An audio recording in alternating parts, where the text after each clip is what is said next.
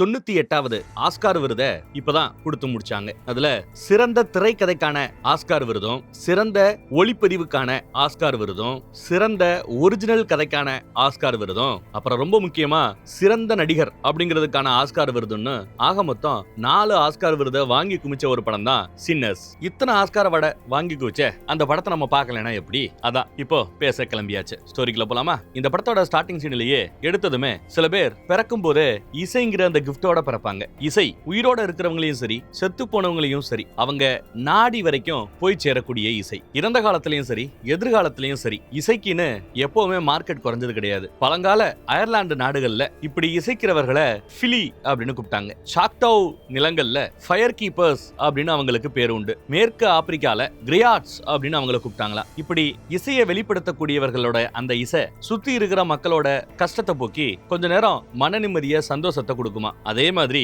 இந்த இசை வேம்பயர்ஸையும் ஈர்க்குமா. சிவப்பு கலர் கண்ணோட காட்டுறாங்க பாத்தீங்களா, அது வேம்பயர். அப்புறம் தான் படத்தோட பேரு தி சின்னர்ஸ்னே போடுறாங்க. கதை நடக்கிற காலகட்டம் 1932வது வருஷம், கிட்டத்தட்ட 100 வருஷம். அப்பெல்லாம் கருப்பா இருந்தாலே அடிமையாவும் இல்ல வெறுப்புல கொலை பண்ற ஒரு இனவெறி இருந்த காலகட்டம். அங்க அந்த காலகட்டத்துல ஒருத்தன் உடஞ்சு போன கிட்டாரோட ஒரு சர்ச்சு பக்கம் வரான். கதவை திறக்கிறான். உள்ள எல்லா பேரும் ஒயிட் அண்ட் ஒயிட்ல இருக்காங்க. இவனை பார்த்ததும் பயப்படுறாங்க. ஆனா அங்க இருக்கிற பாதிரியார் மட்டும் பயப்படாம, மகனே வா, மகனே வா, ஒன்னும் பிரச்சனை இல்ல, வா, நீ வர வேண்டிய இடத்துக்கு வந்து சேர்ந்துட்ட, பாவ வழிகளை விட்டு வந்து சேர்ந்திருக்கிற, இந்த உடஞ்சு போன கிடார விட்டுறா மகனே, விடு, ஆண்டவரின் பெயரால் சொல்கிறேன், பாவத்தை விடு, இந்த உடஞ்சு போன கிடார் வேணாம், விட்டுரு விட்டுரு அப்படின்னு. அப்பையும் விடாம அந்த பையன் பிடிச்சிட்டு இருக்கிறான். அவனோட மூஞ்சில நெக கீரல்கள் இருக்கிறத கவனிங்க. சரியா ஒரு நாளைக்கு முன்னாடி அதே பையன் அதே கிராமத்துல பருத்தி விவசாயம் சிறப்பா பண்ணிட்டு எல்லாருக்கும் குட் பை சொல்லிட்டு வீட்டுக்கு வரான். வெளியில அம்மா துணி வச்சிட்டு இருப்பாங்க. அவங்களோட ஜாலியா விளையாண்டு உள்ள போனா இவனுக்கு கூட பிறந்ததுக்கு மட்டும் 4 மொத்தம். பின்னாடி கதவை திறந்தா கண்ணு கட்டின தூரம் வரைக்கும் விவசாயம் தான். கட் பண்ணா அண்ணன் தம்பி 2 பேரை காட்டுறாங்க. பாக்குறதுக்கு 2 பேரும் ஒரே மாதிரியே இருக்காங்கல்ல, ட்வின்ஸ் மாதிரியே. ஒரு மில்லுக்கு வெளியில நிக்கிறாங்க. மில்லு ஓனர் வராரு. அவரு வெள்ளையா இருக்கிறவன் ஆண்ட பரம்பரை அப்படிங்கிற வெறி கொண்டவர். எதுக்கு இருக்கிற கருப்பா இருக்கிற இந்த பசங்களை அடிமைகளா தான் இப்பயும் பாக்குறாரு. பேசும்போது காரி காரி துப்புவாப்ல. அதெல்லாம் அவங்க பொறுத்துக்கிறாங்க. மில்ல சுத்தி முத்தியும் பார்த்துட்டு மில்ல விலைக்கு வாங்கிக்கிறோம் அப்படின்னு விசாரிக்கிறார். ஆனா அவரோ மறுபடியும் காரி துப்பிட்டு, இதெல்லாம் வாங்குற ரேஞ்சு உங்களுக்கு வசதி இருக்காது அப்படி இப்படி நக்கலா பேச பசங்க கோவப்பட்டுட்டு துப்பாக்கியை காட்டுவாங்க. உடனே அவரும் துப்பாக்கியை காட்டுவார். பாரு, வாங்குறதா வாங்குங்க, இல்ல இடத்த காலி பண்ணுங்கன்னு சொல்லும்போது அவர் கேட்ட பிரைஸ பணத்தை மொத்தமா ரொக்கமா செட்டில் பண்றாங்க. பார்த்து மிரண்டு போயிடுறாப்ல. கருப்பு இனத்தை சேர்ந்தவங்க இவ்வளவு காசோட இவன மாதிரி ஒரு வெள்ளக்காரனுக்கு சொந்தமான ஒரு மில்ல விலைக்கு வாங்குறது ஆச்சரியம். காசை கொடுத்தாச்சு, இனிமே ப்ராப்பர்ட்டி எங்குது, இந்த ப்ராப்பர்ட்டி இங்க சுத்தி இருக்கிற இடம் நிலம் எல்லாமே எங்குது, இந்த நிலத்து பக்கம் மறுபடியும் வந்தீங்க எல்லாரையும் சுட்டு கொண்டுடுவேன்னு மிரட்டுறாங்க. நாங்க இருக்கு வர போறோம் அப்படிங்கிறாரு அவரு. இல்லையே, கேள்விப்பட்டமே ஏதோ செட்டா சேர்ந்து மொத்தமா வந்து எல்லாத்தையும் அழிச்சிட்டு போயிடுவீங்களாமே, அந்த மாதிரி ஒரு கேங் இன்னும் வெறியோட தெரியுதாமே, நீயும் அந்த கேங்ல ஒருத்தனாமே அப்படின்னு சொல்லும்போது, சாச்சே அப்படி எல்லாம் கேங்கே கிடையாதுப்பா, நான் வரம்பா அப்படின்ட்டு போறாரு. அதே சமயம் இந்த பக்கம் கிராமத்துல மூஞ்சில தழும்போட ஒரு பையன் வந்தானே உடஞ்சு போன கிட்டாரோட, அந்த பையன் ஒரு நாளைக்கு முன்னாடி எப்படி இருக்கான்னு பாருங்க. ஜம்முன்னு பருத்தி விவசாயம் பண்ணிட்டு சர்ச்சு பக்கம் வரான். அவனோட கிட்டார் இங்க ரெடியா இருக்குது. இவர் தான் கொண்டு வந்து வைக்க சொல்லி இருக்கிற போல. வீட்டுல இருந்து கொண்டு வந்து வச்சிருக்காங்க தம்பிங்க. ஏதோ ஒரு வாசகத்தை படிக்க சொல்றாரு. ஆனா அவனும், எனக்கு இதெல்லாம் சரிப்பட்டு வராது, வாரத்துல 6 நாள் கஷ்டப்படுறது இந்த ஒரு நாளைக்கு தான், இந்த ஒரு நாள் எனக்கு பிடிச்சதை இசைக்க போறேன் அப்படின்ட்டு கிளம்புறாங்க. அவங்களோட சேராத அந்த அண்ணன் தம்பி 2 பேரும் கெட்ட பசங்க, பாவிங்கடாவீங்க அப்படின்னு சொல்றாரு. ஆனா அவங்களோ, பையனை ஒண்ணும் செய்ய மாட்டோம், அப்படியே முழுசா கொண்டு வந்து விடுவோம் சரியா அப்படின்னு சொல்லிட்டு கிளம்புறாங்க. இவனும் கிட்டத்தட்ட தம்பி முறை தான் இவங்க 2 பேருக்கு, சித்தப்பா பையன் போல. புதுசா ஏதோ தொழில் பண்ண போறாங்கன்னு காட்டு பக்கம் இவங்க கொண்டு வந்திருக்கிற ஒரு வண்டியை ஒளிவு வச்சிருக்காங்க, சேஃபா யாரு கண்ணிலையும் படக்கூடாதுன்னு. அந்த இடத்துக்கு வந்து வண்டியை சுத்தி இருக்கிற துணியை விளக்கும் போது உள்ள ஒரு நச்சு பாம்பு. அப்படியே கத்தியால ஒரு குத்து குத்தி அறுத்து போட்டு உள்ள என்ன இருக்குன்னு காட்டுறாங்க. பார்த்தா நிறைய குடிக்கிற சரக்கு, பீரு, ஒயின் இதெல்லாம் நிறைய இருக்குது. சிட்டி பக்கத்துல இருந்து வாங்கிட்டு வர்றாங்க. சிட்டி பக்கம் அவங்க பிசினஸ் பண்ண போனாங்க. சரிப்பட்டு வரலன்னு கிராமத்துல பார்ட்டி பண்றதுக்காகன்னு ஒரு கிளப் ரெடி பண்ணலாமே நினைக்கிறாங்க. பப்பு கலாச்சாரம் அப்ப அங்க இல்ல. இவங்க தான் முதல் தடவை அங்க கொண்டு வர போறாங்க. சோ அந்த வண்டியை ஓட்டணும். வண்டியை எடுத்து வந்தாச்சு. கிராமத்துல மார்க்கெட் பக்கம் வந்து நிக்கிறாங்க. அங்க சில திருட்டு பல்லு இருக்கிறத பார்த்ததும் அங்க இருக்கிற ஒரு பொண்ணு கிட்ட, காசு தரேன், எவனாவது வந்தானா 6 அடி அப்படின்னு சொல்லிட்டு நெகோஷியேட் பண்றது எப்படி அப்படிங்கறதையும் சொல்லி கொடுத்துட்டு போறாரு. அண்ணன் தம்பியில ஒருத்தன் இந்த பக்கத்துக்கு வந்திருக்கான் இல்லையா. ஒரு சைனா பொண்ணு இருக்கிறா. அப்பா எங்கன்னு கேட்க சைனா அப்பா வராரு. சீனக்காரன் வரான். வணக்கம் வச்சிட்டு இருக்கும் போது வெளியில ஹாரன் சத்தம் கேக்குது. யாரோ அந்த சரக்கை திருடுறதுக்கு வந்திருக்கானுங்க. ஒத்தவன் காலில் சுட்டாச்சு. உங்களோட சரக்குன்னு தெரியாது, மன்னிச்சுக்கங்கன்னு சொல்லுவான். இல்ல இவங்களோட சரக்குன்னு சொன்ன பிறகுதான் எடுத்தேன் அப்படின்னு அந்த அம்மா சொல்லும். உடனே கூட இருந்தவனுக்கும் காலில் சுடு, இனிமே இந்த மாதிரி வச்சுக்காதீங்க, ஓடுங்கடான்னு விரட்டி விட்டுறாப்ல. தரல. அப்புறம் பார்ட்டிக்கு தேவையான ஆர்டர் எல்லாம் கொடுத்துட்டு பணத்தையும் செட்டில் பண்றாங்க.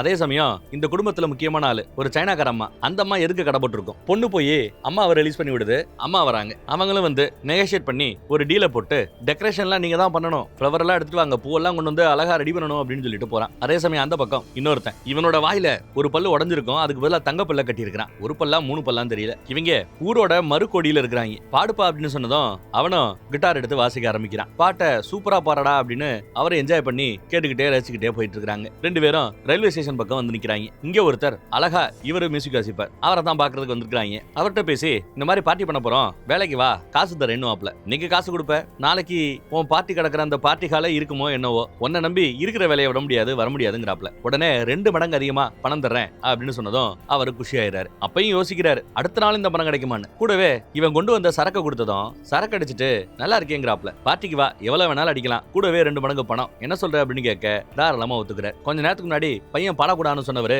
பையனோடய சேர்ந்து இவரும் இசைக்கக்கூடிய அளவுக்கு ஆயிப்போச்சு. பொதுவா மியூசிக் அவங்க அந்த காலகட்டத்தில் என்டர்டைன்மெண்ட் அது மட்டும்தான். இப்படி யாராவது எங்கேயாவது பாடினா உடனே கூட்டம் கூடிடும். எவ்வளவு பேர் கூட்டிட்டாங்கன்னு பாருங்க, ரசிக்கிறாங்க பாருங்க. உடனே எல்லாரும் முன்னாடியும் இந்த மாதிரி பார்ட்டி நடத்த போறோம், எல்லாரும் பார்ட்டி ஹாலுக்கு வந்துருங்க அப்படின்னு ஒரு இன்விடேஷனையும் கொடுத்துறாரு. அங்க ஒரு பொண்ணு ஜம்முன்னு இவன் மியூசிக் வாசிக்கிறத பார்த்துட்டு ரசிச்சு பார்த்துட்டு இருக்கா. இவனும் கவனிச்சு விட்டான். அங்க ஒரு வெள்ளக்கார பொண்ணு இருக்குது. இவன் இந்த பொண்ணுகிட்ட போய் லைட்டா பேசி கொடுக்குறான். அவ எடுத்ததுமே எனக்கு கல்யாணம் ஆயிடுச்சு அப்படின்னு சொல்றா. சந்தோஷமான கல்யாணமா அப்படின்னு கேட்கிறான். பார்த்து பேசு தம்பி அப்படின்ட்டு போதும் அந்த அம்மா. பார்ட்டிக்கு வந்துருங்க, மறக்காம வந்துருங்க அப்படின்னு சொல்லும்போது பார்க்கலான்ட்டு போறா. மறைச்சிட்டு பார்த்துட்டு இருக்க அந்த வெள்ளக்கார பொண்ணு. உடனே நம்மால போய் ஏதோ ஒரு பொண்ணு உன்னையும் மறைச்சு பார்த்துட்டு இருப்பான்னு சொல்ல கரெக்டா அந்த பொண்ணு இங்க வந்து நிக்குது. நான் பாத்துக்கிறேங்கிறாரு இவரு. இவங்க 2 பேரு ஒரு காலத்துல லவ் பண்ணவங்க. இந்த பொண்ணோட அம்மா சின்ன வயசுல இந்த அண்ணன் தம்பிகளை அவங்க அம்மா இறந்து போனப்போ இவங்க தான் கொஞ்சம் சோறு போட்டு ஏதோ பாத்துக்கிட்டாங்க, செஞ்சுக்கிட்டாங்க. அந்த அம்மா இப்போ சில நாட்களுக்கு முன்னாடி செத்து போச்சு. இவங்க வரல. அதனால இவளுக்கு கோபம். சரி இவன் வருவான், நம்மளும் லவ் பண்ணி தொலைச்சோமே, நம்மள கூட்டு போவான்னு இவ காத்து கிடந்திருக்கிறா. பைபிள்ல வரவே இல்லை போல. அதனாலதான் ஒரு மாதிரி வெறுப்ப கக்கிக்கிட்டு இருக்கிறா, திட்டிட்டு போறா. அப்புறம்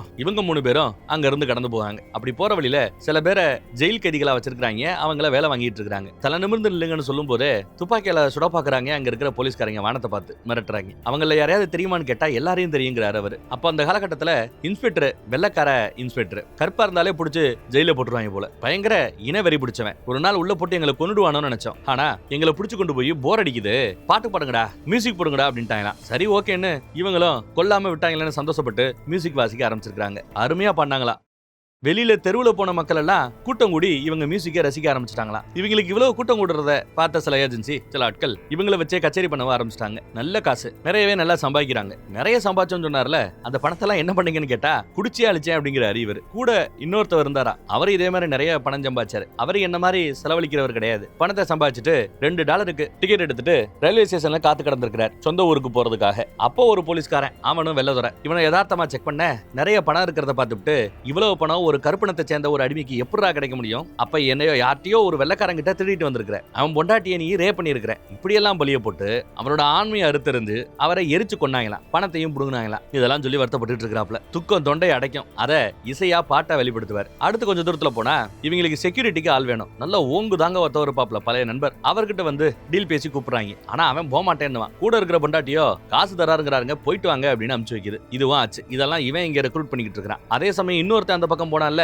அவன் ஊரோட மறுகோடியில வேற ஒரு வீட்டுக்கு வந்திருக்கான். வீட்டுக்கு வெதுக்க வெளியில இவங்க அப்பா புதைக்கப்பட்ட இடம் போல அங்க வந்து மரியாதை வச்சுட்டு அங்க பக்கத்துல இருக்கிற வீட்டு பக்கம் போறார். இந்த அம்மாவுக்கு இந்த சூனியகினியம் எல்லாம் கொஞ்சம் தெரியும். மந்திரிச்சு கிந்திரிச்செல்லாம் நிறைய கொடுப்பாங்க, செய்வாங்க. இவங்க 2 பேருமே ஒரு காலத்துல அப்படி இப்படின்னு இருந்தவங்க தான். ரொம்ப நாளா கண்டுக்கலையே வச்சுக்கலையேன்னு இவங்களுக்கு கொஞ்சம் வருத்தம். இந்நேரம் குழந்தை குட்டின்லாம் ஆயிருந்திருக்கணும். பணம் கொடுத்தா பணம் வேணா, ஓச்சி பணம் எனக்கு வேணா, ரத்த பணம் எனக்கு வேணா அப்படிங்கிறா. ஆனா காதல் மட்டும் இன்னும் குறையவே இல்லை. வாய்ப்பு கிடைக்கும் போதெல்லாம் காதலிக்க ஆரம்பிச்சிருவாங்க. அந்த பக்கம் சைனாக்காரங்கிட்ட ஆர்டர் கொடுத்தாங்கல்ல, சரக்கெல்லாம் ஏத்திக்கிட்டு வண்டி கிளம்பிடுச்சு. சைனா பொண்ணோட அப்பா அம்மா 2 பேரும் பொண்ணுக்கு டாடா சொல்லிட்டு பார்ட்டி நடக்கிற இடத்துக்கு வராங்க. அதே சமயம் ஊரோட இன்னொரு திசையில ஒரு வீடு. அந்த வீட்டு பக்கம் ஒருத்தன் ஓடியாரான். உடம்பு முழுக்க நெருப்பு எரிஞ்சாப்ல இருக்குது. காப்பாத்துங்க காப்பாத்துங்க, சில பேர் என்ன கொல்ல வராங்க, என் பொண்டாட்டியை வேற எழுதிட்டு போயிட்டாங்க, காப்பாத்த முடியாம வக்கு இல்லாம இருக்கிறேன், என்கிட்ட தங்கம் இருக்குது, இதை எடுத்துக்கங்க, என்ன சித்திரவதை மட்டும் செய்யாம இருந்தா மட்டும் போதும்னு கதறுவான். தங்கத்தை காட்டுறான். சரின்னு அவங்க உள்ள கூப்பிட்டுக்கிட்டாங்க போல. அடுத்து பார்த்தா அவனை விரட்டுற ஒரு கூட்டம் வருது. பார்த்தா எல்லாம் நேட்டிவ் அமெரிக்கன்ஸ் மாதிரி இருக்காங்க. உடனே இந்த அம்மா துப்பாக்கியை காட்டி மிரட்டுது.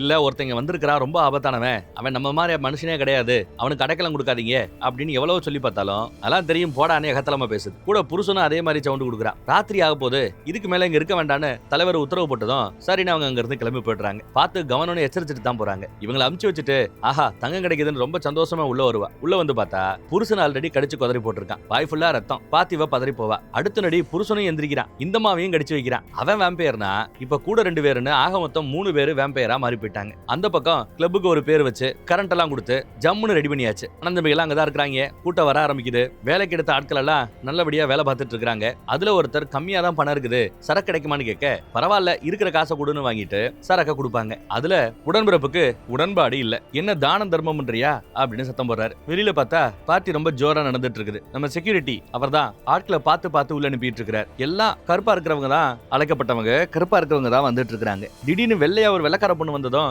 இவரே அசந்து போறார். என்ன மேடம் நீங்க வரீங்க அப்படின்னு. ஆனா ஏற்கனவே அந்த அம்மாவை இவருக்கு தெரியும் போல. பார்த்ததும் கட்டி பிடிச்சு எப்படிமா இருக்கிற, ரொம்ப நாளாச்சு பார்த்து அப்படின்னு சந்தோஷப்படுறாரு. ஷாக் ஆனது வெள்ளக்கார பொண்ணு வந்துருச்சு அப்படிங்கிறதுக்காக இல்ல, தெரிஞ்ச பொண்ணு பல வருஷத்துக்கு பிறகு பாக்குறமேங்கிறதுக்காக பொண்ணை உள்ள வர்றார். இந்த பக்கம் நம்ம பைய அந்த பொண்ணு கூட கடலை போட்டு பேசி பழக ஆரம்பிக்கிறான். அம்மா இறந்து போயிட்டாங்கன்னு கேள்விப்பட்டேன், என் ஆழ்ந்த அனுதாபங்களை தெரிவிச்சுக்கிறேன்னு கண்டோலன்சஸ் சொல்லிட்டு அப்புறம் தான் அந்த பொண்ணை உள்ள விட்டாரு. அடுத்து ஒரு குரூப் வரும். டேய் எங்கடா வாங்கின கடனை ஏன்டா உங்க வட்டியோட கொடுக்காம இருக்கிற அப்படின்னு உள்ள விட மாட்டேன்னு பிரச்சனை பண்ணிட்டு இருக்கிற. இந்த பக்கம் இந்த பொண்ணு ரொம்ப அழகா பாடுவா போல. பாடுவியா, எங்களுக்காக பாடுவியான்னு நம்ம பைய விசாரிச்சிட்டு இருக்கிறான். அந்த கேப்ல வெளிநாட்டுக்கார அந்த வெள்ளக்கார பொண்ணு பார்த்ததுமே நீங்க எல்லாம் இங்க வரக்கூடாது அப்படின்னு தடுத்து நிறுத்த பாக்குறான். அப்பதான் பேரு சாமின்னு சொன்னதும், ஏ லிட்டில் சாமிங்கிறது நீதானடா, டேய் இவ்வளவு வளர்ந்துட்டியாடா, வாடா உனக்கு சரக்கு வாங்கி கொடுக்குறேன்னு கூட்டு போய் சரக்கு வாங்கி கொடுக்குறாங்க இவங்களே. அந்த சைனாக்கார அம்மாவை பார்த்ததும் அவங்களும் ஏதோ ரொம்ப நாளா பழக்கப்பட்டவங்க மாதிரி பேசிக்கிறாங்க. சோ இந்த வெள்ளக்கார பொண்ணுக்கு இருக்கிற எல்லா பேரையும் தெரிஞ்சிருக்குது, சாமியை தான் தெரியல. சாமி அப்ப சின்ன பையன். அப்புறம் பழைய கதைகள் எல்லாம் பேசிட்டு என்ன ஏதுன்னு விசாரிக்கிறான். இந்த வெள்ளக்கார பொண்ணோட அப்பா அம்மா அவங்க 2 பேர்ல ஒருத்தர் கருப்பர், இன்னொருத்தவங்க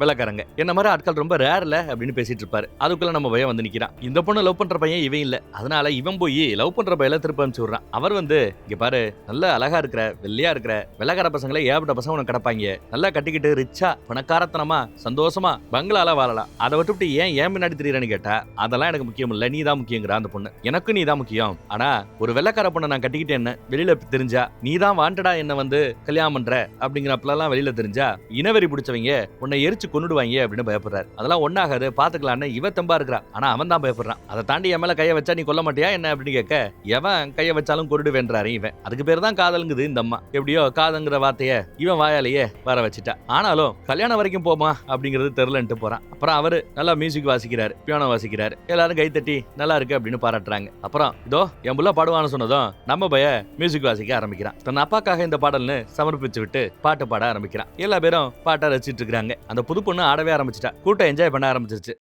இதுக்கு பேர் தான் பார்ட்டி. இதைத்தான் இவங்க கிட்ட எதிர்பார்த்தேன்னு அண்ணதம்பிகளும் ஆர்வமா இருக்கிறாங்க. ஏற்கனவே அந்த பெரியவர் நிறைய மியூசிக் சம்பந்தமா அட்வைஸ் பண்ணிருப்பார் போல, அதனால இன்னும் அழகா பாடுறான். எல்லாம் தரமா போய்கிட்டு இருக்குது. பாட்டுக்கோ இசைக்கோ டான்ஸுக்கோ கொண்டாட்டத்துக்கோ குறைபாடே இல்ல. நம்ம சைனாக்காரம்மா கூட தான் புருஷனை பார்க்கும்போது வாயா டான்ஸ் ஆடுவோன்னு கூப்பிட்டு டான்ஸ் ஆடிக்கிட்டு இருக்கிறா. நம்ம பையன் கூட அந்த வெள்ளக்கார பொண்ணு கூட டான்ஸ் ஆடுறான். பாட்டு ரொம்ப சிறப்பா போய்கிட்டு இருக்கு. திடீர்னு பார்த்தா சுத்தி இருக்கிற எல்லாமே எரியிறாப்லையும் எரிஞ்சு வெட்ட வெளியில உள்ள அங்க நடக்கிற கூத்தெல்லாம் வெளியில இருந்து ஏற்கனவே வேம்பயர்ஸா மாறின அவங்க 3 பேர் பாக்குறாப்லையும் காட்டுறாங்க. எஸ், அவங்க 3 பேர் இங்க வந்துட்டாங்க. ஏற்கனவே ஒருத்தன் வேம்பயரா இருந்தான், இப்ப 3 பேர் ஆயிடுச்சு. கேப் கிடைக்கையில நம்ம பைய அந்த பொது பொண்ணு கூட என்ஜாய் பண்ண ஆரம்பிக்கிறான். வெளியில இருந்து பரவாயில்ல பயபுள்ள என்ஜாய் பண்ணட்டும் அப்படின்னு டிஸ்டர்ப் பண்ணாம போறாரு ஒருத்தர். இவங்க 3 பேர் உள்ள வர பார்க்க செக்யூரிட்டி நிப்பாட்டிட்டு ஒருத்தவன உள்ள அனுப்பி நம்ம பசங்களை கூட்டுவா அப்படிங்கிறாப்ல. செக்யூரிட்டி அவங்க நிப்பாட்டுறாரு. ஏன்னா இவங்க வெள்ளையா இருக்கிறாங்க, இது கருப்பர்களுக்கான கொண்டாட்டம், நீங்க எல்லாம் வரக்கூடாது அப்படின்னு நிப்பாட்டுறாரு. ஏன்னா வந்து ஏதாவது பிரச்சனை பண்ணாங்கன்னா அப்படின்னு பயப்படுறாப்ல. நம்ம ஆட்களும் வந்துட்டாங்க. விசாரிச்சா நாங்கெல்லாம் இசைக்கிறவர்கள், மெஸ்யூசியன் அப்படிங்கிறவன், வேணும்னா பாட்டு பாடி காட்டட்டுமா அப்படின்னு பாட்டெல்லாம் அழகா பாடி காட்டுறான். ஆனாலுமே அதெல்லாம் சரிப்பட்டு வராது, நீங்க கிளம்புங்க அப்படின்னு விரட்ட பாக்குறாரு. சரி போறோம் அப்படின்னு போகாம நிப்பாங்க. துப்பாக்கி காட்டி மிரட்டுறாரு. சரி மெதுவா போறோம்பா, மனசு மாறினா கூப்பிடுங்கப்பான்னு அப்படியே மெதுவா நடந்து போறாங்க. எதுக்கு வேண்டாம் சொன்ன அப்படின்னு மத்தவங்க கேட்கையில, தெரியாதனமா நம்ம கற்பர்கள் யாரோ ஒருத்தவங்க அவங்களோட காலு கையில மிதிச்சிட்டோம், ஷூ பட்டுருச்சு, தொட்டுவிட்டோம் அப்படின்னா அதை பெருசாக்கி பெரிய சண்டையாக்கி அது கலவரமாக்கி இருக்கிற எல்லா நாசமா போயிடும், அதுக்கு அவங்க உள்ள வராம இருக்கிறது மேல் அப்படின்னு சொல்றாரு. நியாயமான பேச்சு மாதிரிதான் இங்க படுது இவங்களுக்கு, மத்தவங்களுக்கு கேட்கறவங்களுக்கும். அப்புறம் என்னதான் இருந்தாலும் மனசு கேட்காம இவளும் விளக்காரி தானே, ஒருவேளை அவங்க நல்லவங்களா இருந்தா அவங்க கிட்ட போய் பேசி அவங்க யாரு என்னங்கிறத தெரிஞ்சுக்கிட்டு வரேன் அப்படின்னு ஆசைப்படுறா. இவனும் துப்பாக்கி கொடுத்து சரி விசாரிச்சு வேணா அனுப்பிச்சு வைக்கிறாப்ல. இவளும் போய் அவங்க கிட்ட பேசி உண்மையிலேயே அவங்க என்ஜாய் பண்ண தான் வராங்களா இல்ல வேற உள்நோக்கம் இருக்கான்னு செக் பண்ணி பார்த்துட்டு இருப்பா. ரொம்ப பக்கத்துல வந்ததும் ரத்த வெறியில ஆர்வத்துல அவன் ஒரிஜினல் கண்ணை எச்சி ஒழுகுற அந்த வாயை காமிச்சிருவான். தங்கத்தை காமிச்சு கன்வின்ஸ் பண்ண பாப்பான். அப்புறம் பக்கத்துல வந்ததுனால வெறி பிடிச்சு போய் அவசரப்பட்டு கண்ணையும் பல்லையும் காட்டினதுனால அவ பயந்து போய் துப்பாக்கி எடுத்து நின்றா. கொன்னுடுற ஆஸ்கர் ராஸ்கல் உள்ள வராதீங்க, ஒழுங்கா நீங்க உங்க இடத்துக்கு திரும்ப போயிடுங்கன்னு சொல்லிட்டு கிளம்பி போவா. அப்படி போகையில இவர் ஒரே ஜம்ப் வானத்துல எப்படி எகிரி குதிக்கிறார் பாருங்க. இத அந்த அம்மா எதிர்பார்க்கல. ஏதோ பண்ணிட்டாங்க அந்த அம்மாவை. கட் பண்ணி இங்க பார்த்தா உள்ள இப்ப அந்த புது பொண்ணு பாட்டு பாட ஆரம்பிச்சிட்டா. அந்த பயலுக்காக பாட்டு ரொம்ப ஜோரா போய்கிட்டு இருக்குது. அதே சமயம் இங்க பார்த்தா வெள்ளக்கார பொண்ணு வரா. என்ன இவ்வளவு நேரம் உள்ள இருந்த, எப்படி வெளியில இருக்கிற அப்படின்னு கேட்க, ஏய் நந்தி மாதிரி இவ்வளவு பெருசா நிக்கிற, உள்ள விடுப்பா அப்படின்னு கேட்டதும் சரி உள்ள வாங்க அப்படின்னு அவர் விளைவிக்கிறார். உடனே இவ்வளவு உள்ள வரா. உள்ள வந்து அப்படியே மிங்கிள் ஆகி டான்ஸ் ஆடிக்கிட்டு இருக்கா. சரி பெரியவரே நீ கொஞ்சம் செக்யூரிட்டி வேலை பாரு, நான் உச்சா போயிட்டு வரேன்னு செக்யூரிட்டி இப்போ உச்சா போறதுக்காக அந்த பக்கம் போற. இங்க இவனை டான்ஸ் ஆட கூப்பிட்டு டான்ஸ் மட்டும் எனக்கு பத்தாதுன்னு தனியா கூப்பிட்டு போற. அந்த பக்கம் உச்சா போன அந்த பயல ஏதோ ஒண்ணு நெருங்கி வருது. காட்டுக்குள்ள எல்லாம் அப்படியே ஒளிரக்கூடிய கண்களை அவர் பார்த்து பயந்து போறார். இங்க ஒருத்தன் பிரச்சனை பண்ணுவான், கத்தியை காமிச்சு லோக்கல்ல ஒருத்தன். அவனை ஒருத்தர் சமாளிச்சிட்டு இருக்காரு. அடிச்சு போட்டு மித்த பசங்களையும் வச்சு அடிச்சு துவம்சம் பண்ணுங்கடா, தூக்கி போடுங்கடாங்கறாப்ல. அது நடந்துட்டு இருக்குது. அதே சமயம் இங்க டான்ஸ் மட்டும் பத்தாதுன்னு சொன்னால அந்த வேலை நடந்துட்டு இருக்குது. புது பொண்ணு சும்மா அருமையா பாடுறா. கூட்டமே ஆர்ப்பரிச்சிட்டு இருக்குது. டான்ஸ் மியூசிக் தான். திடீர்னு அவளுக்கு வாயில இருந்து ஜொல்லு ஒழுக ஆரம்பிக்கும். அப்படியே பக்கத்துல வந்தவ தொண்டையை பிடிச்சு ஒரு கவ்வு. என்னடான்னு பார்த்தா இவன் முதுகுல ஏற்கனவே நல்ல கடிபட்டு இருக்குது. நம்ம பைய கதவை திறப்பான். அப்புறம் ஐயா டிஸ்டர்ப் பண்ண வேணான்னு கதவை சாத்திடுறான். நான் கூப்பிட்டு விட்ட பிறகு அவன் என்ன பண்ணிட்டு இருந்தா என்ன, ஒழுங்கா போய் கூப்பிட்டு விடுன்னு சொல்ல, என்னால முடியாது நீ வேணா போய்க்க அப்படிங்கிறான் நம்ம பைய. சரி நீ இவரும் போய் கதவை தட்டாமன்னு பார்த்தா அதுக்குள்ள செக்யூரிட்டி வேலை பாக்குறது ஒரு வயசானவர்னா அவன் எங்கன்னு விசாரிக்கிறார். உச்சா போயிருக்கிறதா அவர் சொல்லுவார். சரின்னு கதவை திறந்தா கடிச்சு குதறிக்கிட்டு இருக்கிறா. பார்த்ததும் துப்பாக்கி எடுத்து கண்ணா அப்படின்னு சுடுவாப்ல. 15 தோட்டா இறங்கி இருக்கும். ஆனாலும் அவளுக்கு ஒண்ணாகாது. மறுபடியும் எகிரி குதிச்சு எஸ்கேப் ஆயிடுறா. இவன் பார்த்தா ரத்த வளத்துல கிடக்குறான், சா கிடக்குறான். ஐயோன்னு எல்லாரும் ஓடி வந்து பார்த்து பதறாங்க. துப்பாக்கி சுடுற அந்த சத்தத்தை கேட்டதும் கூட்டம் ஆர்ப்பரிச்சு ஓட ஆரம்பிச்சிருச்சு. ரத்த போக்க கட்டுப்படுத்த முயற்சி பண்றார். ஆனா எதுவும் விளக்கால. கொஞ்ச நேரத்திலேயே செத்து போயிட்டான். ஒருத்தன் காலி. அவ்வளவுதான், பார்ட்டி முடிஞ்சிருச்சு, கிளம்புங்கப்பான்னு சொன்னதும் நிறைய பேர் வெளியில கிளம்ப ஆரம்பிச்சிட்டாங்க. இதுதான் அந்த வேம்பியர்ஸுக்கு அந்த பக்கம் வேணும். வெளியில போனவங்க எத்தனை பேரை அவங்க வேம்பயரா மாத்துறாங்கன்னு தெரியல. இந்த பக்கம் இவன் செத்து போயிட்டான். வந்தவள நீ 15 தடவை சுட்டுமே அவளுக்கு ஒண்ணாகல, எனக்கு ஏதோ தப்பா தெரியுது, பேசாம இந்த பாடியை கொண்டு போய் வெளியில போலான்னு சொன்னா அவன் கேட்க மாட்டேங்கிறான். பாடின்னு சொல்லாத, என் தம்பின்னு சொல்லு, நான் விட மாட்டேன், இங்கதான் இருக்கணும் அப்படின்னு அனுப்பிடிக்கிறார். எவ்வளவு இந்த அம்மா சொல்லியும் அவங்க கேட்கல. இந்த அம்மாவுக்கு தான் ஓரளவு இதை பத்திய நாலேஜ் இருக்குது. சூனிய ஹீனியம் மூலிகை அது இதுன்னு இந்த அம்மா ஒரு மாதிரி தெரியும். இந்த அம்மா எப்பயோ கொடுத்த இவங்களோட முதல் மீட்டிங்ல பாத்திருப்பீங்க, ஏதோ ஒண்ணு மந்திரிச்சு கொடுத்திருக்கோம், அதைத்தான் அவன் கழுத்துல போட்டிருப்பான். அதை இன்னும் போட்டிருக்கான் மூத்தவன். ஏல எவன் செத்து போயிட்டான். இந்த பக்கம் நிறைய பிரச்சனை நடக்குது. இதுக்கு மேல நம்ம இங்க இருக்க வேண்டாம், காரை ரெடி பண்ணுங்க, நம்ம கிளம்பிடலான்னு சைனாக்காரி சொன்னதும் சைனாக்காரன் சரி ஓகேன்னு கார் எடுக்க வெளியில போறான். அவனோட ஜோலியும் முடிஞ்சுன்னு நினைக்கிறேன். இங்க பாடி இருக்கிற இடத்த பூட்டி சாவி இங்க கையில கொடுத்துட்டாரு. யாருக்கிட்ட, நம்ம பையகிட்ட. இந்த பக்கம் பார்த்தா உச்சா போனவர் இப்ப வராப்ல. என்னாச்சுப்பா அப்படின்னு ஒண்ணுமே நடக்காத மாதிரி வந்து நிக்கிறார். உள்ள கூப்பிடுங்கப்பா அப்படிங்கிறாப்ல. யாரும் மறிச்சுக்கிட்டு நிக்கல. தாராளமா உள்ள வர வேண்டியதானே, எதுக்கு உள்ள வர மாட்டேங்கிற, உனக்கு எதுக்கு ஸ்பெஷலா இன்வைட் பண்ணணும்னு எதிர்பார்க்கற அப்படின்னு கரெக்டா இந்த அம்மா பிடிச்சி கேள்வி கேக்குது. அவரும் முழிக்கிறார். சரி விடு, உள்ளதான் என்ன கூட மாட்டேங்கிறீங்க, பணத்தை கொடு, நான் சம்பளம் வாங்கிட்டு கிளம்புறேன் அப்படின்னு சொல்றாப்ல. சரின்னு நம்மளும் பணத்தை கொடுக்க கையை நீட்டினா டப்புன்னு வெளியில பிடிச்சி எடுத்து கடிக்க போறார். வாயிலேயே சுடுவான். மூஞ்சி பாதி எப்படி கொதறி போய் கிடக்குதுன்னு பாருங்க. இப்பதான் இதுகளோட சுயரூபம் என்னங்கிறது தெரிய வருது. எல்லாம் மிரண்டு போறாங்க. மறுபடியும் உள்ள வந்துடுறாங்க. வேம்பயர்களுக்கு இஷ்டத்துக்கு எந்த ஒரு வீட்டுக்குள்ளேயும் உள்ள வந்துட முடியாது. ப்ராப்பரா வீட்டுக்குள்ள இருக்கிறவங்க வான்னு கூப்பிட்டாதான் அவங்களால உள்ளேயே வர முடியும். இந்த மாதிரி ஒரு டிராபேக் வேம்பயர்ஸ்களுக்கு உண்டு. என்னையா அது அப்படின்னு தெரியாம குழம்புறாங்க. அதே சமயம் உள்ள இருந்து சத்தம் கேக்குது. பாடி போட்டிருந்தாங்க தம்பியோட பாடி. அவன் என்ன பண்றான்னு பாருங்க, கத்தியால குத்தி கதவை கிழிக்கிறான். வெளியில விடுங்கிறான். உடன்பிறப்புக்கு சந்தோஷம். நீ தானடா அது அப்படின்னு விசாரிச்சா நான் தான் அப்படின்னு எல்லாம் தெளிவா பேசுறாப்ல. கதவை திறக்கலான்னு இவருக்கு ஆசை. ஆனா திறக்க வேண்டாம், செத்து போனவன் எப்படி உயிரோட வர முடியும், இவங்க எல்லாம் வேம்பயர்ஸ், வேண்டாம் அப்படின்னு இவர் எடுத்து சொல்லு. அந்த அம்மா திறக்கலாமா வேணாமான்னு பெரிய டிஸ்கஷனே நடந்துட்டு இருக்கும். அதுக்குள்ள அந்த அம்மா ஓடி போய் இந்த கார்லிக் ஊறுகா, பூண்டு ஊறுகா ஒரு பாட்டில போட்டு வச்சிருப்பாங்க, அதை எடுத்துட்டு வருது. கரெக்டா அதே சமயம் இவன் கதவை உடைப்பான். நம்ம பயபுள்ள கீழே மாட்டிப்பான், கதவுக்கு கீழே. கதவை உடைச்சிட்டு வெளியில வருவார் பாருங்க. மூஞ்சிலேயே இந்த அம்மா ஊறுகாவை ஊத்தி விட்டுருது. அந்த தண்ணி பட்டதும் மூஞ்சி வெந்து போய் தலைவன் தெரிச்சு ஓடிட்டான், வெளியில ஓடி போயிட்டான். சாதாரண ஊறுகாக்கு ஏன் அவன் முகம் இப்படி ரியாக்ட் ஆகுதுன்னு எல்லாரும் பதறாங்க. இதுக்கு பேர் தான் வேம்பயர். இவங்களை பத்தி நான் படிச்சிருக்கிறேன், முதல் தடவை நேர்ல பாக்குறதா சொல்றாரு. இப்ப சைனாக்காரி பயப்படுறா. ஏன்னா தான் ஆளை வெளியில அனுப்பிச்சு விட்டா அவன் இன்னும் திரும்ப வரல, அவனுக்கு ஏதாவது ஆயிருக்குமோ அப்படின்னு வெளியில போகணும் நடவடிக்கை. இல்ல அதெல்லாம் வேண்டாம், காலையில போனா கரெக்டா இருக்கும். ஏன்னா ராத்திரி தான் வேம்பயர்ஸ் எல்லாம் ரொம்ப ஆக்ரோஷமா இருக்கும். பகல்ல சூரிய வெளிச்சம் ஆகாதுன்னு நான் கேள்விப்பட்டிருக்கிறேன். பகல்ல போய்க்கலாம். அதே மாதிரி வேம்பயர்ஸை கொல்லணும்னா சில்வர், வெள்ளியை வச்சு கொள்ள முடியும், மரக்கட்டைகளை வச்சு கொள்ள முடியும். மரமும் வெள்ளியும் ஆகாததுகளுக்கு அந்த மாதிரி ஐட்டங்கள் எடுத்துக்கங்க. கார்லிக் பூண்டு சுத்தமாகவே ஆகாது. சோ அதனால பூண்டை எடுத்துக்கங்க. புனித நீர் இருந்தா அதையும் எடுத்துக்கங்கன்னு எல்லாத்தையும் ரெடி பண்றாங்க. எல்லாத்தையும் உடைச்சு ஆயுதம் மாதிரி வெப்பன் மாதிரி ரெடி பண்ணிட்டு இருக்காங்க. ரைட், இப்போ வெப்பன் எல்லாம் ரெடி, சண்டை போறதுக்கு இவங்களும் ரெடி. பெரியவர் இதுக்கு மேல நான் எங்க வாழ போறேன், முடிஞ்ச அளவு சண்டை போட்டு இதுதான் கடைசி நாள் அப்படின்னு முடிவு பண்ணிட்டாப்ல. அதே சமயம் இந்த பக்கம் இந்த யுத்தத்துல ஒரு கால் என்ன யாரையாவது கடிச்சு நான் வேம்பயரா மாறிட்டேன்னா தயவு செய்து நீ என்ன குத்தி கொண்டுறணும், வேம்பயரா மாறதுக்கு மட்டும் எனக்கு சுத்தமா விருப்பம் இல்ல அப்படின்னு சொல்றாங்க. ஏற்கனவே ஒருத்தவனை அடிச்சு போட்டதுல அவன் ரத்தக்கரையோட கிடப்பான். அவனை கொண்டு வந்து வெளியில வீசி எறிறாங்க. அதே சமயம் வெளியில பாருங்க, வெளியில போன பல பேரை அவன் வேம்பயரா மாத்தி அழகா பாட்டு பாடிக்கிட்டு டான்ஸ் ஆடிக்கிட்டு இருக்கான். பார்ட்டி உள்ள இல்ல, இப்ப வெளியிலங்கிறான். ஆமா, வெளியில தான் பார்ட்டி நடந்துட்டு இருக்குது. எல்லாம் ஒண்ணு சேர்ந்து பாட்டு பாடி ஆட்டமாடி கொண்டாடிக்கிட்டு இருக்காங்க. அப்புறம் பூண்டு எல்லாரும் சாப்பிடணும், அப்பதான் நம்மள யாராவது பாதிக்கப்பட்டவங்களால பூண்டை சாப்பிட முடியாது, நமக்குள்ள யாராவது கொஞ்சம் கொஞ்சமா மாறிட்டு இருக்காங்கன்னா தெரிய வரும்னு சொல்லி எல்லாரும் பூண்டு சாப்பிட சொல்றாங்க. எல்லாரும் பூண்டு சாப்பிட்டாச்சு. சோ யாரும் மாறல அப்படிங்கிறது தெரிய வருது. பெரியவருக்கு கொஞ்சம் தொண்டையில சிக்கிக்கிச்சோ என்னவோ ஒரு மாதிரி இருமிட்டு இருக்க வேம்பயர் நினைச்சு சந்தேகப்படுவாங்க. நல்ல வேலை ஜஸ்ட் மிஸ். ஒருத்தவன வெளியில தூக்கி போட்டாங்கல்ல, அந்த பையன் முழிச்சிட்டான் போல. யோ உள்ள விடுங்கப்பான்னு கதறிக்கிட்டு இருக்க கரெக்டா கதவை திறக்க செக்யூரிட்டி வந்து கடிச்சு கொதறாரு. பின்னாடி நம்ம சைனாக்காரன் ஒண்ணுமே நடக்கிற மாதிரி வந்து வாடாலிங் கார் ரெடி போலாம் அப்படின்னு பேசுறான். பக்கத்துல ஒருத்தவன கதற கடிச்சுக்கிட்டு இருக்கானே, அது தெரியலையான்னு கேட்டா அது ஒரு பிரச்சனையும் இல்ல, வா அவனுக்கு பசிக்குது சாப்பிடுறா ரத்தம் குடிக்கிறான் வா அப்படின்னு கூப்பிடுறாப்ல. இல்ல என்ன உள்ள கூப்பிடுங்கிறாப்ல. சோ வேம்பயரா மாறிட்டாங்கிறது நல்லா தெரியுது. கூடவே இவங்க எல்லாரையும் வேம்பயரா மாத்தனால தி எல்டர் அப்படின்னு கூப்பிடுவோம். மூத்தோனவன். இவங்க எல்லாருக்கும் மூத்தோனவன் தான். பொதுவா இந்த மாதிரி வேம்பயரா மாத்தப்படக்கூடிய அந்த மூத்தோன்களை கொன்னுட்டாலே சுத்தி இருக்கிற மத்த எல்லாருமே செத்து போயிடுவாங்க. அதே மாதிரி இந்த வேம்பயர்களுக்கு அவங்க எல்லாரோட ஒருத்தர் இன்னொருத்தர் ரத்தரை குடிச்சு இப்படி வளர்றதுனால வேம்பயரா மாறினா எல்லாரோட நினைவுகளும் அவங்க எல்லாருக்குள்ளயுமே இருக்கும். சைனாக்காரிக்கு எது பிடிக்கும் பிடிக்காது இது எல்லாமே இப்போ இந்த மூத்தோனுக்கு தெரியும். அதையெல்லாம் சொல்லி நக்கல் பண்றான். நீயா வெளியில வா, இல்ல உன் பொண்ணை ஏதாவது பண்ணிடுவோன்னு மிரட்ட இவ கதறுவா. மத்த ஆட்கள் தான் பிடிச்சி இழுத்துட்டு போறாங்க. காலையில வரைக்கும் காத்திருக்கலாம் அப்படின்னு யோசிக்கிறாங்க. ஆனாலும் இவ காலையில வரைக்கும் காத்திருந்தா நமக்கு வேண்டப்பட்ட பல பேரை அவங்க வேம்பயரா மாத்திருப்பாங்க, கொண்டு இருப்பாங்க. ஒரு வழி பார்த்தாகணும், கமான் தயாராகுவோம் அப்படின்னு சொல்லி யுத்தத்துக்கு தயாராக சொல்ல சரின்னு எல்லாரும் யுத்தத்துக்கு தயாராகிறாங்க. அவங்களும் இந்த தடவை காத்துக்கிட்டு இருக்காம கதவுக்குள்ள வர்றதுதான் அவங்களுக்கு சிக்கல். கதவு வழியா அவங்களால வர முடியாது.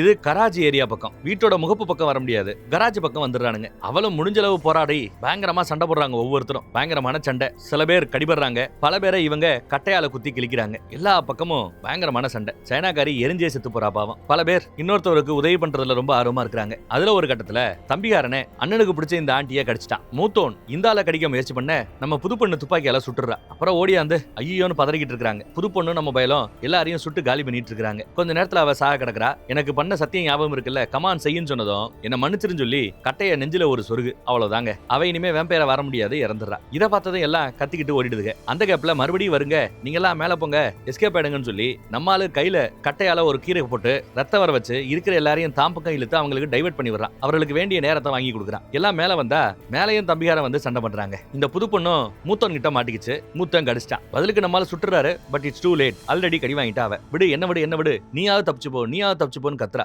சரின்னு நம்மால எகிரி குதிப்பான். கீழே விழுந்ததுல லைட்டா நோண்டி ஓடி போயிட்டு இருக்காங்க. பக்கத்துல தண்ணி இருக்கிற ஏற வரைக்கும் போயிட்டு இருக்கான். இன்னும் அவன் கையில இருக்கிற அந்த கிட்டாரை விட மாட்டேங்கிறான் பாருங்க. பின்னாடியே விரட்டிக்கிட்டு மூத்தோன்னு ஒரு ஜம்ப் பண்ணிக்கிட்டு வந்துடுறாரு. இங்க அண்ணன் தம்பியை அடிச்சுக்கிறாங்க. இந்த பக்கம் நம்ம பயல உன்ன மாதிரி இசை மேல ஆர்வம் இருக்கிறவன், இவ்வளவு அழகா இசைக்கிறவன், கூட்டத்தை சேர்க்கக்கூடிய ஒருத்தங்களுக்கு கிடைச்சா உன்னை வச்சு ஊரு கூட்டு போய் பார்ட்டி பண்ணா போதும். இவனை வச்சு விளம்பரப்படுத்தி பார்ட்டி பண்ணா நிறைய பேர் பார்ட்டிக்கு வருவாங்க. இசையில மயங்கி இருக்கும்போது அவங்க எல்லாரையும் வேம்பயரா மாத்துறதுக்கு வசதியாக இருக்குமா. அதனால நீ தான் என்னோட துருப்பிச்சிட்டு உனக்காக தான் இவ்வளவு தூரம் வந்தேன், உன்னை மாத்த போறேன்னு சொல்லி கடிக்க போறாரு. அங்க அண்ணனும் தம்பியும் விடாது சண்டை போட்டுட்டு இருக்காங்க. இங்க கூட்டம் அழகா கூடிடுச்சு. மூத்தோன் இவனை கடிச்சு மாத்த போறத பாக்குறதுக்கு ஆர்வமா எல்லாரும் காத்துக்கிட்டு இருக்காங்க. அங்க சண்டை படிச்சோரா என்ன நடந்துட்டு இருக்குது. தண்ணிக்குள்ள முக்கி எடுத்துட்டு இருக்கான். தன் இனத்துக்குள்ள வரவேற்கிறதுக்காக சடங்கு மாதிரி ஏதோ பண்ணிட்டு இருக்கான், சேட்டை பண்ணிட்டு இருக்கான். அங்க சண்டை இன்னும் ஜோரா நடந்துட்டு இருக்குது. ஒரு கட்டத்துல அண்ணனை கடிக்க போற சமயம் ஏற்கனவே அந்த அம்மா கழுத்துல தாயத்து மாதிரி எதையோ கொடுத்திருந்ததுல அந்த வாட வேம்பயருக்கு ஆகாது போல. அதனால தம்பியால கடிக்க முடியலங்க. டைவர்ட் ஆவான். அந்த டைவர்ட்டை பயன்படுத்தி அவனை கீழே படுக்க போட்டு கட்டையை எடுத்து குத்த போகையில ஒரு செகண்ட் தயங்குவார். ஏன்னா தம்பி மேல மட்டும் பாசம் இருந்தாலும் வேற வழி இல்லைன்னு